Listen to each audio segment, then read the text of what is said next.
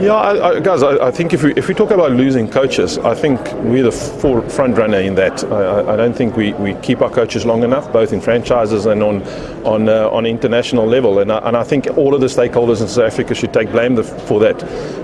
That being the structures that actually should look after them, which is all of the coaching structures, including South African rugby. Then I obviously think our fans and our spectators are extremely impatient. They pay all of our salaries, so we got to live with how impatient they are, and even the media. I think we write our coaches off too soon. I think we need to get into a fold where we have a long-term view on our coaches, and get into a fold where, like New Zealand and England and some of the other unions, where they have an assistant coach for 12 years in the system, and then he becomes the head coach. By that time, he knows the inside and outside of that environment pretty well.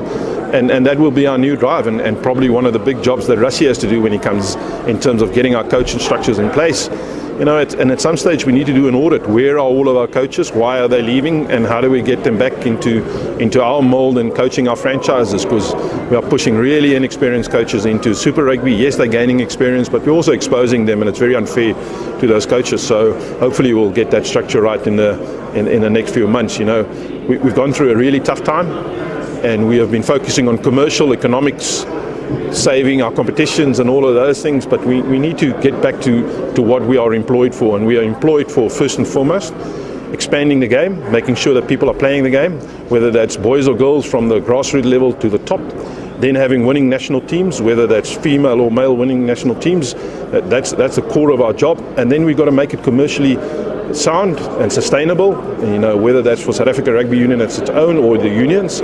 And then most importantly, we've got to have strong competitions. We've got to have competitions with integrity, with quality. And then the last thing, and that people ignore that whole component, is probably the coaching development thing. And then if we break it down back to the game, guys, we've got to look at the product. We've got to look at the product. We've got to look at the product holistically. We spoke about Varsity Cup. Varsity Cup, yes, captive market, but there's always something happening. The modern consumer of sport consumes it in all of the things that you got in my faces here at the moment. They sit at the game, but they also want to see what their friends are saying on Twitter. They want to engage on an interactive game. They want to send their message to the big screen and voice their opinion on how we're playing, whether that's good or bad. It's completely interactive. And then we've got to look at our stadiums. Guys, you can't queue for 3 hours to get into a stadium. You can't queue for 2 hours to get to a toilet. We've got to look at our diversity of our groups. Our groups are different. People look at rugby and think it's a white sport. It hasn't been a white sport for the last 20 years. 80% of the playing population is black. Half of the population watching the game is black. And then if you look at further diversity, you go to Newlands, half of the people that go to Newlands are female. Half of the people that go to Ellis Park are females. Then you've got to ensure that everything is in the right place to actually look after females in that environment and making it friendly for them, like we do at the Sevens. You've got to have a family pavilion where people are not spilling beers on you, etc. You've got to look at all of the markets out there, whether it's the NFL, the NBA, all of those. What do they do to make the product around the field exciting? Because people are not only there for the rugby on the pitch. And that will be our next challenge.